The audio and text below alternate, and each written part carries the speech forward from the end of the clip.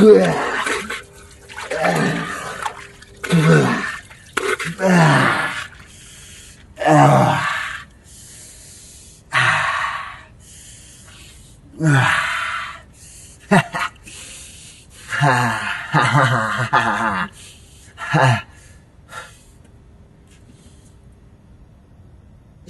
talking to me? We're together, me and you. You're talking to me? You're talking to me? You're doubting me? After all we've been through? It's like this Conor McGregor fight in July is going to be fucking bananas. It's going to be bananas. I mean, people are going to go crazy for the return of Conor McGregor because he's a giant personality. But don't expect the same thing. How could you it just be? can't. He hasn't fought in 5 years, That's right? exactly it. It's been 5 years. But that's the problem. It might be more. Because they're going to all expect that. I think it is a little over 5. It's almost 6, I think. It might be 6 at the time of the fight. It might be. I think I think it's July. 5. I think it's 5 right now.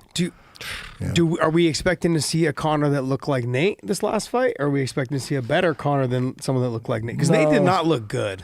No, but Mike Perry did. And Mike Perry looked like a fucking murderer. You know what I mean? Like Mike Perry is a murderer.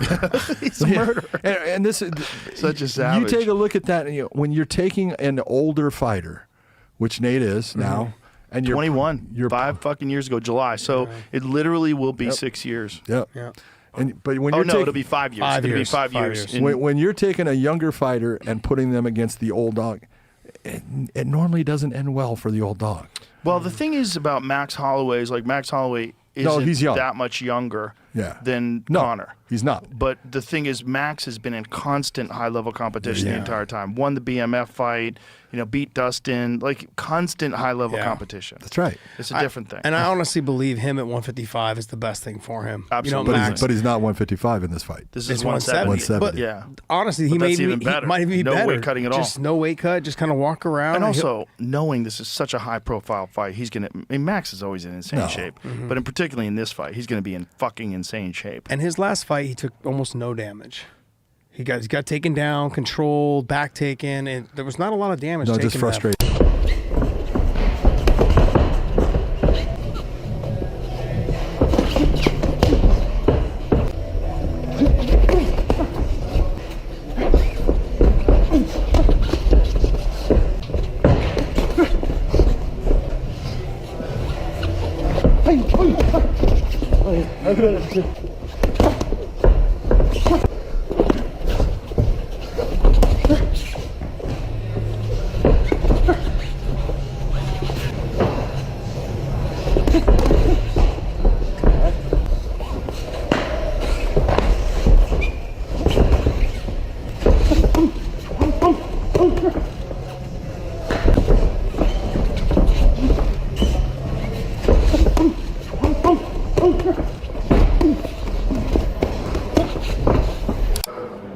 Conor doesn't need to fight.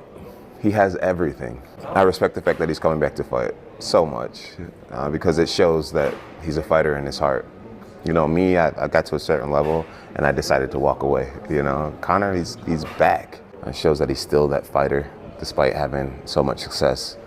I'm rooting for him. Proud of Conor. I'm a massive fan. I think I will be for the rest of my life.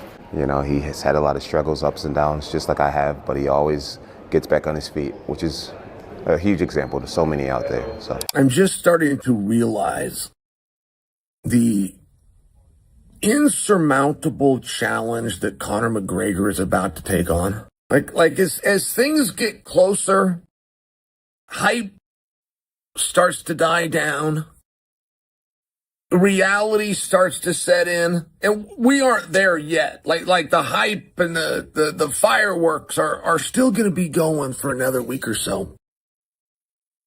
But as we get closer and that starts to die down, I will tell you, I find what Conor McGregor is attempting to do to be inspirational. And there are not very many, if any, famous elitist millionaires that I could be inspired by. But this task really is remarkable.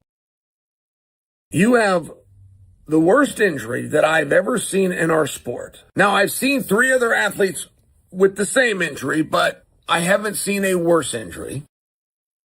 You have an athlete who is returning to a weight class outside of his prime, which historically, including boxing, does not go well. And he's going into what I believe to be the hardest proposition in sport, which is a 5-round fist. The time until the fight between Conor McGregor and Max Holloway draws near, and all those involved in mixed martial arts cannot stop wondering how the clash between these popular names would go. Many former champions, top athletes, well-respected trainers, and knowledgeable analysts share their thoughts on this matter. Their views, however, are extremely controversial. Some are absolutely sure that McGregor's amazing power will finish everything right away. Others think that the pace and endurance of Holloway will simply be too much for him. So, which one is the opinion of the experts about this fight? But it's not just Conor too. But look at the excitement at 155 pounds. Like, it's back again. And particularly with Gaethje winning the belt. There's so many contenders now. Like, who's gonna be the lucky winner to get the next title shot? If Conor wins, we all know it's gonna go to Conor. But if Conor doesn't win, it could be Max Holloway, who beat Justin. It could be Charles Oliveira, or you give it to who everybody, the majority of the people actually want, in Arman Tsarukyan. And that would be the most deserving. My guy, listen. At this point,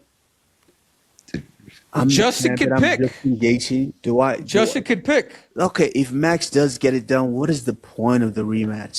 That's not a big enough fight. It's not a big enough high for me to top what I just did at the White House. I'm done. Oh, so really? So you're saying hold on, come on. Let me pause you there. So if Conor does lose, there could be a reason that Justin Gaethje says goodbye to the sport of MMA. I mean, I'm not speaking for him. He's his own man. But if the fight's not big enough, I mean, the fact that I think it's a great matchup coming back to fight Max at 170. I love the story. Yeah, I love the story, and I think Max is coming to his own. Obviously they fought a long time ago. Since then, they both become champions. You have Max, who's been in the paint, just fighting tough guys after another. Where Conor, he's kind of, he's been a businessman. He's been a father for the last couple of years, going through some soul searching, whatever he's doing. For him to come back and fight a tough Max Holloway, I'm going to go with Max with this one. I just think Max has just been fighting a lot of people lately. Obviously, he did get ragdolled by Charles Oliveira, but Charles Oliveira is a monster itself. I don't think Conor has the same skill set as Charles when it comes to the grappling department, but I think I'm favoring more Max in this matchup against Conor McGregor. Yeah, I'm going to go with you as well. I don't think, McGregor's not going to try and take Max down. No. Okay, so it's going to be a stand-up fight. Max has been in the firefight. When you're 3 rounds deep and you've been. Yeah, I do think he wins. I do think there's a lot of questions about how McGregor, his lifestyle outside of the cage, and then being able to train, being able to juggle everything. And again, going back to what Marvin Hagler said back in the day, man, it's hard to get up and run whenever you're sleeping in silk pajamas, So how much is he really going out there and training? How much is he really just putting up for show? We won't know until the fight. And I like my chances with Holloway. Again, he's been way more active. He's been in the gym. And especially even in his last fight, he didn't take much damage. So for me, I'm thinking it's more of a Holloway win.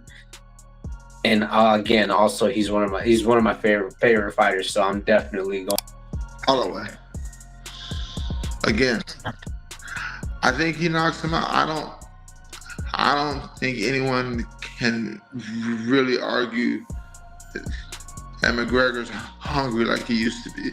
Is he hungry enough to be getting in the gym and doing the things he has to do, doing that hour bag work, doing those hours of drilling. I don't know. And if I'm wrong, I'm wrong. But I believe Holloway's hungrier. I believe he's more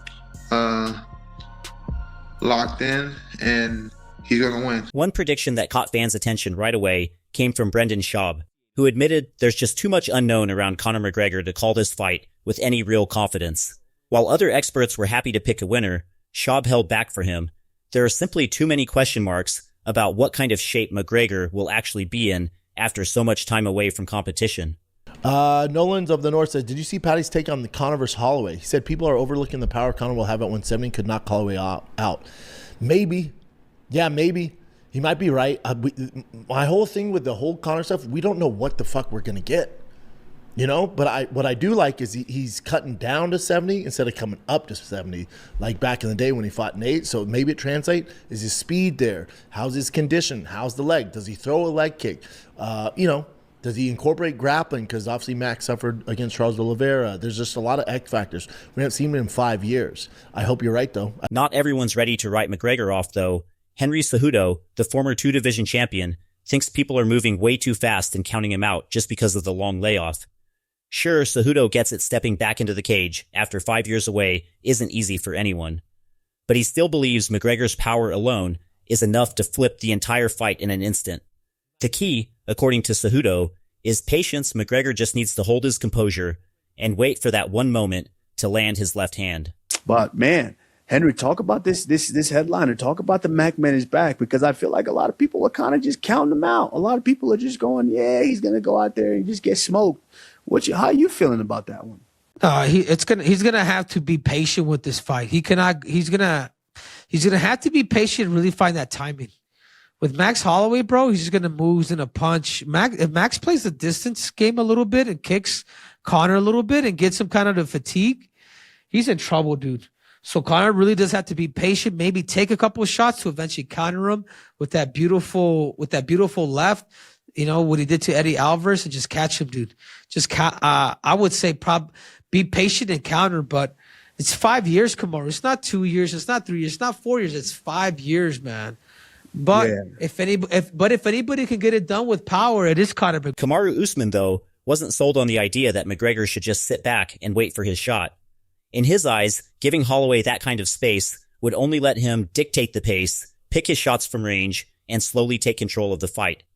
That's exactly why Usman thinks McGregor needs to be the one applying pressure, forcing Holloway backward, instead of letting him settle in. Rather than sitting on counters, Usman wants to see McGregor close the distance and disrupt Holloway's rhythm with that explosive left hook of his. He also pointed to something working in McGregor's favor, despite the years off after watching some of his camp footage. Usman came away convinced that the balance, speed, and sharp technique are all still there, layoff or not. Still, he was quick to add a caveat. Looking sharp in training and performing under the lights in front of a packed arena are two completely different things. The real question, in his mind, is whether McGregor can hold up once the pressure of fight night actually hits. Chael Sonnen, meanwhile, took the conversation somewhere else entirely, questioning what a win would even mean for McGregor's career going forward. As Sonnen sees it, beating Holloway at 170 pounds creates a strange situation. It wouldn't put McGregor anywhere near a title shot in any division, since knocking off a lightweight at welterweight doesn't exactly earn him a ranking at 155 or 170. So there's no clear path to contention waiting on the other side of this win. For Sonnen, the real mystery isn't the fight itself, it's why McGregor's even taking it. There's no title on the line, no rivalry being settled, no old loss being avenged, and he doesn't buy money as the driving force either. Strip all of that away, and Sonnen's left with one explanation. McGregor's doing this simply to test himself. Robert Whittaker shares that same confusion about motive, saying he genuinely can't figure out why McGregor's coming back at all. From where Whittaker sits, McGregor's already got what most fighters spend their whole careers chasing: financial security, a thriving business empire, a family, which makes this comeback tough to make sense of. He also pointed out that Holloway hasn't exactly been idle while McGregor's been on the sidelines. Max has been in there trading with some of the best the sport has to offer. That's precisely why Whittaker thinks this is such a steep task for McGregor.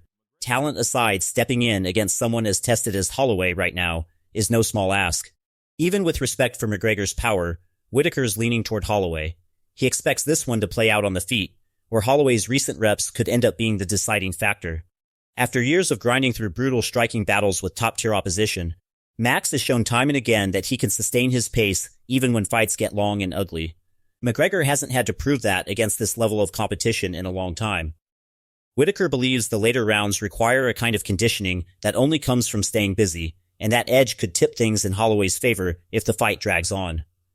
He also noted that finishing Holloway has never come easy for anyone.